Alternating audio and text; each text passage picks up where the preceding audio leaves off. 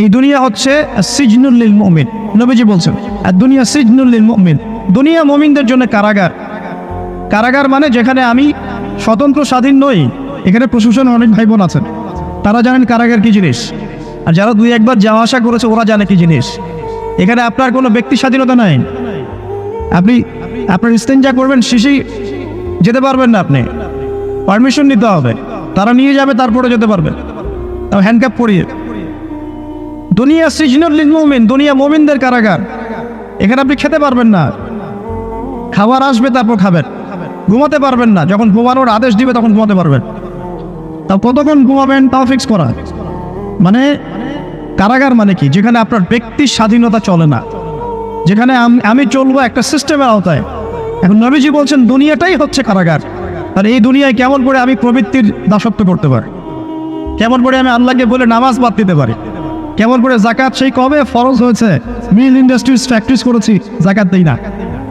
রমজান মাস যায় আসে যায় আসে যায় আসে, রোজাও রাখি না, তারাবি পড়তে পারি না। কোরআন আমার সামনে মানুষ তেলাওয়াত করে, কোরআন আমার ঘরে পড়ে আছে, শেলফের উপরে ধুলাও আছে, শেলফের উপরে কোরআন ধুলাওয়ালা, ধুলো মাখা। কোরআন পড়ার তৌফিক হয় না, নবীর হাদিসগুলো চর্চা করার তৌফিক হচ্ছে না, ইসলামিক বইপত্র পড়তে পারি না। এই কারাগারের জীবনে বসেই আমি একটা মেয়ের পিছনে দৌড়াচ্ছি, মাদক খাচ্ছি, জেনা করছি, কোনো সময় ধর্ষণ করছি, কোনো সময় সুদ খাচ্ছি, ঘুষ খাচ্ছি, দুর্নীতি করছি। এই কারাগারের জীবনে বসেই, যেখানে আমার কোনো ব্যক্তি স্বাধীনতা নাই। তাহলে কারাগারের জীবনের মেয়াদ যখন শেষ হবে, যখন তাকে এখান থেকে বের করে নিয়ে আসা হবে, অর্থাৎ মৃত্যু, তখন তার সাথে কিরকম রিমান্ডে আচরণ করা হবে এটা ভালো করে বুঝে না। নবীজি বলছেন আদ-দুনিয়া সিজনুল লিল মুমিন ওয়াল জান্নাতু লিল কাফির। কাফেরদের জন্য, মুশরিকদের জন্য এই দুনিয়াটা হচ্ছে জান্নাত। জান্নাত মানে কি? যা ইচ্ছা তাই করতে পারবে। জান্নাত মানে কি? আপনি চাচ্ছেন আল্লাহ আমি এখন একটা খামর চাই, শরাব, আপনার সামনে হাজির, চিন্তা করার সাথে সাথে। জান্নাত মানে কি? আল্লাহ আমি আপনাকে দেখতে চাই, আল্লাহকে আপনি দেখতে পারবেন। জান্নাত মানে কি? আপনি মধুর নহর, দুধের নহর, পানির নহর, শরাবের নহর, হুরুন ঈন চতুর্দিকে ঘোরাফেরা করছে। একজন নিম্নমানের জান্নাতি, মানে সবচেয়ে শেষের দিকে যারা জান্নাতে যাবে, তাদের সাথেই দুজন করে হুরুন ঈন, আহান পরিবার তো আছেই, রিলমান, পানপাত টুনে চারপাশে ঘোরাফেরা করবে। জান্নাত মানে কি? যেখানে যা ইচ্ছা তাই করা যাবে, বলার কেউ নাই, বাধা দেওয়ার কেউ নাই, সেখানে কোনো মৃত্যু নাই, সেখানে কোনো অহেতুক কথাবার্তাও নাই, কোনো গান গল্প নাই, কোনো মিথ্যা নাই, কষ্টের ক্লেশ মাত্র নাই, থুতু ফেলতে হবে না। জান্নাত মানে থুতু ফেলতে হবে না। জান্নাত মানে হাঁচি হবে না, নাক ঝাপতে হবে না। জান্নাত মানে ইস্তেঞ্জা, পেশাব পায়খানা করার টেনশন নাই। মানুষ খাবার খাবে, একটা ঢেকুর তুলবে, ব্যাস খাবার হজম হয়। আর জান্নাতের সবচেয়ে বড় বিষয়টা কি? আল্লাহ পাককে আমরা এই চোখ দিয়ে দেখতে পারবো ইনশাআল্লাহ। আর তার সমকক্ষ একটা বিষয় হচ্ছে আল্লাহ পাক বলে দিবেন যে আমি তোমাদের সবার উপর সন্তুষ্ট হয়ে গেলাম, যাও কোনোদিন অসন্তুষ্ট হও। ব্যাস। এখন আপনি যত কিছুই করেন এই বস্তুবাদী জীবনে, মনে একটা ভয় থেকে যাবে। আপনি বিশ্ব নেতা হয়েছেন, বড় শিল্পপতি হয়েছেন, পলিটিশিয়ান হয়েছেন, ইকোনমিস্ট হয়েছেন, মনে একটা ভয় থেকে যাবে যে মরতে আমাকে হবে, আল্লাহ আমাকে ধরবেই, হিসেব আমাকে দেওয়া লাগবেই, কবরে আমাকে একাই যাওয়া লাগবেই, আমাকে কিয়ামতের মাঠে দাঁড়াতে হবে আল্লাহর সামনে। মনে একটা ভয় কাজ করে, যদিও বাইরে মানুষ দেখায় যে কোনো ভয় নাই। মানুষ বাইরে অভিনয় করে, মানুষ সমাজের মানুষের সাথে বাইরে একটা অভিনয় করে। কোনো ক্ষেত্রে আমরা নিজেরাই নিজেদের সাথে অভিনয় করি। কথা সাহিত্যিক হুমায়ুন আহমেদের নাম শুনেছেন? ইন্তেকাল করেছেন। একটা সময় ছিল আমরা স্কুলে পড়তাম, কলেজে পড়তাম, মাঝে মাঝে টুকটাক এ ধরনের কিতাব, বইপত্র পড়া হয়েছে। হিমু, মিসির আলী, এসব পড়া হয়েছে। শরৎচন্দ্র, বঙ্কিমচন্দ্র, রবীন্দ্রনাথ, নজরুলের কবিতাগুলো, ইভেন শেক্সপিয়ার, অ্যাডাম স্মিথ সহ, যিনি অর্থনীতির জনক। যাই হোক, তিনি তার বইয়ের মধ্যে লিখেছিলেন যে এই পুরো দুনিয়াটা হচ্ছে অভিনয়ের মঞ্চ। কথা সাহিত্যিক তিনি বলছেন তার মতো করে এই পুরো দুনিয়াটাই অভিনয়ের মঞ্চ, আর আমরা সবাই নিজ নিজ জায়গায় অন্যের সাথে অভিনয় করছি। কোনো ক্ষেত্রে আমরা নিজেরা নিজেদের সাথে অভিনয় করছি। তিনি বলছিলেন আমরা সবাই অভিনেতা, আর সবচেয়ে বড় অভিনেতা হচ্ছে পলিটিশিয়ানরা। কারণ তাদেরকে অনেক বড় মঞ্চে অভিনয় করতে হয়। এটা আমার কথা না, হুমায়ুন আহমেদের কথা, পড়ে দেখেন। তো আল্লাহ পাক পাঠিয়েছেন তার ইবাদত করতে, আর এই বস্তুবাদী জগৎ আমাদেরকে ভুলিয়ে দিল কিভাবে? কয়েকটা প্রলোভন দিল। প্রথম প্রলোভন হচ্ছে টাকা, তারপরে জীবনে কি করব প্রতিষ্ঠিত হওয়ার চিন্তা, তারপরে চাই চাই আরও চাই এই একটা আকীদা দর্শন, তারপরে আমার স্ত্রী সন্তান আহান পরিবারের কি হবে, আর আরেকটা দর্শন আছে, এটাকে বলে চারবাক দর্শন। এবং দুঃখের সাথে বলতে হয় আমাদের রবীন্দ্রনাথ ঠাকুর কিন্তু এই দর্শনের মানুষ ছিলেন। চারবাক কিরকম? তার কবিতা পড়লে দেখবেন লেখা আছে, দুহাতে যা পাও হাত পেতে নাও, দুহাতে যা পাও হাত পেতে নাও, বাকির খাতা শূন্য থাক, বাকির খাতা শূন্য থাক। ঠিক চারবাক দর্শন, এটা ফিলোসফি পড়েছেন, এখানে অনেক টিচারও আছেন আমি জানি, তারা এই কথাগুলো বুঝবেন। চারবাক দর্শন কেমন? ঋণ করে ঘি খাও, ঋণ করে ঘি খাও, যতদিন বাঁচবে সুখে বাঁচবে, এটা হলো চারবাক দর্শন। তো দুহাতে যাবো হাত পেতে নাও, বাকির খাতা শূন্য থাক, মিল আছে না? ঋণ করে হলেও ঘি খান, যেভাবে হোক ঘি খান না, মানে ঋণ করে হলেও ঘি খান, যতদিন বাঁচবেন সুখে বাঁচবেন। তাহলে এই দর্শনগুলো বস্তুবাদী না? বুঝতে পারছেন কিনা? মেটেরিয়ালিজম, বস্তুবাদিতা, মানে আপনি চোখের সামনে যা দেখছেন এই দুনিয়া, যেভাবে হোক অর্জন করে নেন, বাকির খাতা শূন্য থাক। ইসলামিক কনসেপ্ট এর টোটাল ডিফারেন্ট কনসেপ্ট। ইসলামের ঈমান, আকীদা, ইসলাম, পরকাল, মুহাম্মদ সাল্লাল্লাহু আলাইহি ওয়াসাল্লামের আদর্শ সম্পূর্ণ ডিফারেন্ট। আমরা বলি কি, এই দুনিয়াতে আমরা মুসাফির, দুনিয়াতে আমরা কি মুসাফির, কে কতদিন থাকবো কোনো ঠিক নাই।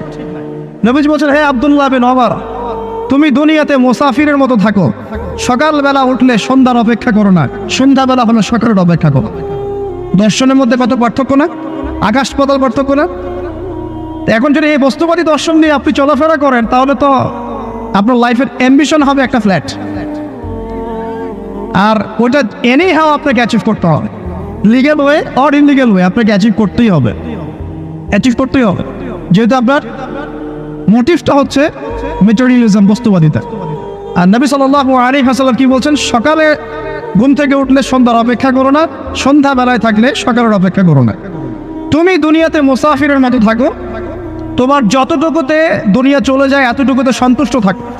নবীজি বলছেন, তোমরা হাঁটবে যখন রাস্তায় চলাফেরা করবে, তোমাদের উপরের দিকে দেখবে না যে তোমাদের উপরে কারা আছে, অলওয়েজ দেখবা তোমাদের নিচে কারা আছে, তোমাদের চেয়ে খারাপ কারা আছে। এক ভাইকে আপনি দেখবেন আপনি সুস্থ, তার হাত নাই। আরেক ভাইকে দেখবেন আপনি সুস্থ, তার চোখ নাই। এক ভাইয়ের পা প্যারালাইজড হয়ে গেছে, এক ভাইয়ের বডি প্যারালাইজড, একজন হার্টের রোগী, একজন ডায়াবেটিসের রোগী। আপনি সুস্থ আছেন, অথচ ওই ব্যক্তির অনেক টাকা পয়সা আছে, আপনার নাই। এখানে কে ধনী বলেন দেখি, আপনি না সে? আপনার সুস্থতা আছে। আরেক ভাইয়ের অনেক বড় বড় ফ্ল্যাটস, কিন্তু আপনার এতটুকু নাই, ছোট্ট একটা বাসা। আপনার কষ্ট লাগে, আমারও যদি এমন হতো। ওই বাসায় গিয়ে দেখলেন যে ইন্টারনালি সে ব্যক্তি সুখে নাই, তার পরিবারে অশান্তি, তার পরিবারে হৃদ্যতা ভালোবাসার বন্ধন নাই, আপনার পরিবারে আছে। একটা রিক্সাওয়ালা সারাদিন রিক্সা চালিয়ে 400-500-1000 টাকা আর্ন করে বাসায় চলে গেল, গিয়ে মাশাআল্লাহ আলু ভর্তা, ডিম ভাজা, ডাল দিয়ে ভাত খাচ্ছে, সুখে আছে, দিব্যি বউয়ের সাথে গল্প করছে, চাঁদ দেখছে। আর সেই তো কবে আপনি ওয়াইফ কিনে চাঁদ দেখেছেন ঠিক নাই, আপনি টাকা অর্জন করার নেশায় বছরের পর বছর স্ত্রী থেকে দূরে আছে, দেখারই সৌভাগ্য হয়। আসলে সুখ কাকে বলে? সুখটা কি জিনিস? ঢাকাবাসীকে সুখ বোঝানো দরকার। সুখটা কি জিনিস? যখন আপনি বা আমি নিজেকেও বলছি, যখন আমরা আল্লাহকে পাবো, আল্লাহ পাকের ইবাদতের মধ্য দিয়ে, রাসূলের সুন্নতের মধ্য দিয়ে অল্পে তুষ্ট থাকতে পারবো, যা আছে এতে শুকরিয়া আদায় করবো, আপনার তো সুখী মানুষ দুনিয়াতে কেউ নাই, কেউ নাই দুনিয়া। কিন্তু বস্তুবাদিতা আপনাকে এই আকীদা আদর্শ থেকে সম্পূর্ণ ডিমোটিভেট করে দেবে। আপনাকে খালি চাই চাই আরো চাই, ওই যে দু হাতে যাবো হাত পেতে নাও, বাকির খাতা শূন্য থাকার। আমাদের দর্শন দু হাতে যাবো হাত পেতে নাও না, বরং দুনিয়াতে যতটুকু পাও এতটুকুতে সন্তুষ্ট থাকো, বাকির খাতা শূন্য থাক না, বাকির খাতা পূর্ণ হোক। মানে পরকালটা বাকির খাতা না, পরকালের বাকির খাতাটা পূর্ণ হোক। প্রয়োজনে দুনিয়ার সব চলে যায় যাক, প্রয়োজনে দুনিয়ার সব যদি চলেও যায় যাক, তারপরে বাকির খাতা কি হোক? পূর্ণ হোক। এটাই আল্লাহ রাব্বুল আলামিন সূরা আ'লার মধ্যে বলছেন, বাল তু'থিরুনাল হায়াতাদ দুনিয়া, তোমরা এই দুনিয়ার জীবনটাকেই প্রাধান্য দিয়ে থাকো। ওয়াল আখিরাতু খায়রুন ওয়া আবকা, কিন্তু আখিরাত হচ্ছে সবচেয়ে উত্তম এবং চিরস্থায়ী। তো প্রিয় ভাই এবং বোনেরা যারা আলোচনা শুনছেন, আজকে আমাদের প্রথম সবক হওয়া উচিত দুনিয়ার নেশায় আমরা না পড়ি। আল্লাহ পাক আমাদেরকে তৌফিক দান। এর মানে এই না আমরা দুনিয়ার প্রোগ্রেসে যাব না, অবশ্যই যাব, আমরা অবশ্যই যাব। পুরো ন্যাশন জাতিগতভাবেই আমাদেরকে এই ওয়ার্ল্ডের সমকক্ষ তো হতে হবে, হবে কি না? আমরা কি ওয়ার্ল্ডের সমকক্ষ হতে পেরেছে? আপনাদের কি মনে হয় যে মিলস, ইন্ডাস্ট্রিজ, ফ্যাক্টরিজ, সেতু, ফ্লাইওভার এইগুলো করলেই মনে হয় যে ওয়ার্ল্ডের সমকক্ষ হওয়া যায়? প্রত্যেক জনগণ ভিতর থেকে সুখী কিনা, তাদের অন্ন, বস্ত্র, চিকিৎসা, শিক্ষা, বাসস্থান, এই যে মৌলিক চাহিদা, বেকারত্ব ঘোচানো, তিন বেলা খাওয়া খেয়ে পরে বাঁচা, জীবনের অধিকার, সিকিউরিটি, এই জিনিসগুলো আমাদের নিশ্চিত হচ্ছে কিনা, এটা হচ্ছে আপনার উন্নতির মানদণ্ড। উন্নতির মানদণ্ড কি? আমরা এখন যেখানে আছি না, 1776 সালে অ্যাডাম স্মিথ তার চেয়ে আগের জায়গায় ছিল। 1776 সালে অ্যাডাম স্মিথ একটা বই লিখেছেন, তার নাম হচ্ছে যে দ্য ওয়েলথ অফ নেশন, এই কিভাবে একটা রাষ্ট্রের ওয়েলথ ফাংশন করে। ওই 1776 সালে তিনি যে চিন্তাগুলো করেছেন, এখন পর্যন্ত আমরা সেই চিন্তা বাস্তবায়ন করতে পারি নাই। 1776 সালের চিন্তা, কিন্তু ওই চিন্তা বাস্তবায়ন করেছে পশ্চিমারা। পশ্চিমা সভ্যতা যেটা আপনি দেখছেন দাঁড়িয়ে আছে, এই একটা বইয়ের উপর দাঁড়িয়ে আছে। যেমন একটা এক্সাম্পল দিই, আলোচনা কঠিন হয়ে যাবে, অন্যদিকে যাব। আমরা মনে করি যে অর্থনীতি আমরা নিয়ন্ত্রণ করব, ঠিক আছে, অর্থনীতির পুরো বিষয়গুলো আমরা নিয়ন্ত্রণ করে আমরা সমৃদ্ধি নিয়ে আসবো। আসলে বিষয়টা কি জানেন? অর্থনীতির নিজের একটা ফ্লো আছে, ও নিজেই নিজেকে নিয়ন্ত্রণ করে, এবং তার উপর একটা ইনভিজিবল হ্যান্ড থাকে, অদৃশ্য হাত, যেটা আমরা বলি আল্লাহ রাব্বুল আলামিন। আল্লাহ রাব্বুল আলামিন এই পুরো অর্থনীতিকে নিয়ন্ত্রণ করে। আমরা যখন সেটাকে ইন্টারফেয়ার করতে যাব, তখন ইকোনমি কলাপস করে যাব। এই যে করছে কলাপস। আরো ব্যাপার আছে, শুধু ব্যবসা, অর্থনীতি, এক্সপোর্ট ইম্পোর্ট, এগুলোকে তিনি জাতির মানদণ্ড বলতেন না। তিনি বলতেন যতক্ষণ পর্যন্ত জাতির প্রত্যেক ব্যক্তির মধ্যে এথিক্স না আসবে, নীতি যতক্ষণ পর্যন্ত না আসবে, আপনি করাপশন থামাতে পারবেন না। তাই হয়েছে না? শুধু ব্যবসা না, আদর্শ কতটুকু আছে? এই যে আপনি দেখছেন বিভিন্ন জায়গায় ভেজাল খাবার খাওয়াচ্ছে, ওদেরকে টাকার অভাব আছে? ওদের টাকার কিন্তু অভাব নাই। নেম ফ্রেমের কোনো ঘাটতি আছে? এস্টাবলিশড বিজনেস, তাহলে কেন আপনাকে ভেজাল খাওয়াবে? কারণ তার মধ্যে এথিক্স নাই, নীতি নাই। এই জন্য জাতির প্রত্যেক সদস্যকে, মানে প্রত্যেক জনগণের প্রত্যেককেই আগে নীতিগত শিক্ষা দেওয়া উচিত। আর এই কাজটাই করে ইসলাম, বলে সুবহানাল্লাহ। এই এথিক্স এবং নীতি শেখায় কে? ইসলাম। ইসলামের চেয়ে সার্বজনীনভাবে এবং যুগোপযোগীভাবে কেউই এথিক্স শেখাতে পারবে না। কাগজে কলমে অনেকে অনেক কথা বলতে পারে, প্র্যাকটিক্যালি শেখাবে কে? ইসলাম। এখন বলতে পারেন তাহলে মুসলিমদের মধ্যে দুর্নীতি কেন, মুসলিমদের মধ্যে কেন এই সমস্যাগুলো হয়? উত্তর একটাই, ওই যে স্যার বলে গেলেন, আমি বিভিন্ন ওয়াজে যে এক এক জায়গায় এক এক কথা বলে। উত্তরটা কি? উত্তরটা হচ্ছে যে কোরআন এবং সুন্নাহর সঠিক যে শিক্ষাটা আছে, এই শিক্ষাটা আমরা অনেকেই বাস্তবায়ন করতে পারছি না। এটা আমাদের ব্যর্থতা। এটা কাদের ব্যর্থতা? এটা আমাদের ব্যর্থতা। এখানে আমাদের ব্যক্তির স্বার্থ থাকতে পারে, এখানে আমার জ্ঞানের স্বল্পতা থাকতে পারে, আমার ভিতরে অহংকার থাকতে পারে, বা আমি অল্প শিক্ষিত হতে পারি, এবং এমন হতে পারে আমার জ্ঞানটা যুগোপযোগী না। ইসলামিক জ্ঞান আমার মধ্যে আছে, কিন্তু কিভাবে এই জ্ঞান দিয়ে ওয়ার্ল্ডকে ডিল করবো, এই জ্ঞানটা আমার মধ্যে নাই। এই কারণে আমরা হয়তোবা ইসলাম, কোরআন সুন্নাহ হাতে থাকার পরেও এই সমস্যাগুলো ফেস করছি। প্রথম সমস্যা হচ্ছে বস্তুবাদিতা।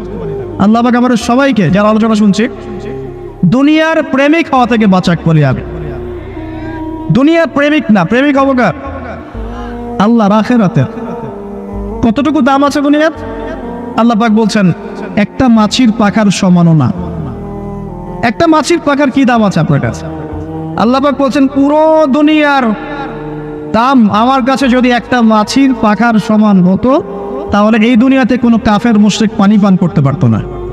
তার মানে এই দুনিয়াতে যা করো করো, আমার তো কোনো দামই নাই দুনিয়ার। কালকেই তো আমি দুনিয়া ধ্বংস করবো। আর ওই যে দুই জাতির কথা বললাম, জিন এবং মানব জাতি, আপনারা সূরা আর রহমান পড়বেন। রহমান নামটা অনেক ব্যাপক, দয়াময়ের নাম, তার মানে আল্লাহ পাক মার্সিফুল, মোস্ট মার্সিফুল। কিন্তু এই সূরা আর রহমানে একটা ভয়ঙ্কর আয়াত আছে।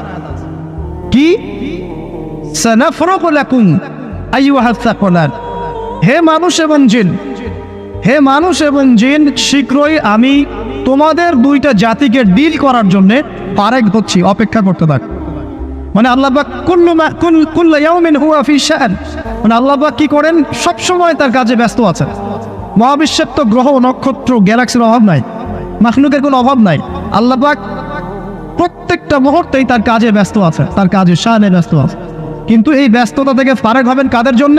মানুষ আর জিনের জন্য। সুবহানাল্লাহ, মানুষ আর জিনের জন্য। আল্লাহ পাক বলেন সানাফরুগু লাকুম আইয়ুহাস সাকলান, দাঁড়াও, দুনিয়ার মধ্যে এইসব করে বেড়াচ্ছ, তোমাদের দুই জাতির জন্য আমি অচিরে ফারেক হব ইনশাআল্লাহ। ওইটাই হলো কিয়ামতের দিন। যদি ওই দিনটা আমরা মাথায় রেখে চলি, ইনশাআল্লাহ আমরা কেউ বস্তুবাদী হব না ইনশাআল্লাহ। আল্লাহ পাক আমাদের সবাইকে দুনিয়া মুসাফিরের মতো থাকার তৌফিক দান করুন।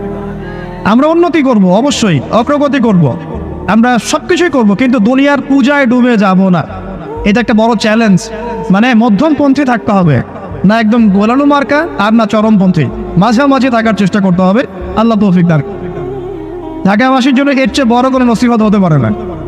আর ঢাকার মতো যত মানে সিটিজ, মেগা সিটিজ আছে সারা ওয়ার্ল্ডে, তাদের জন্য এটাই প্রথম নসিহত, বস্তুবাদিতা ত্যাগ করতে হবে, বস্তুবাদিতা।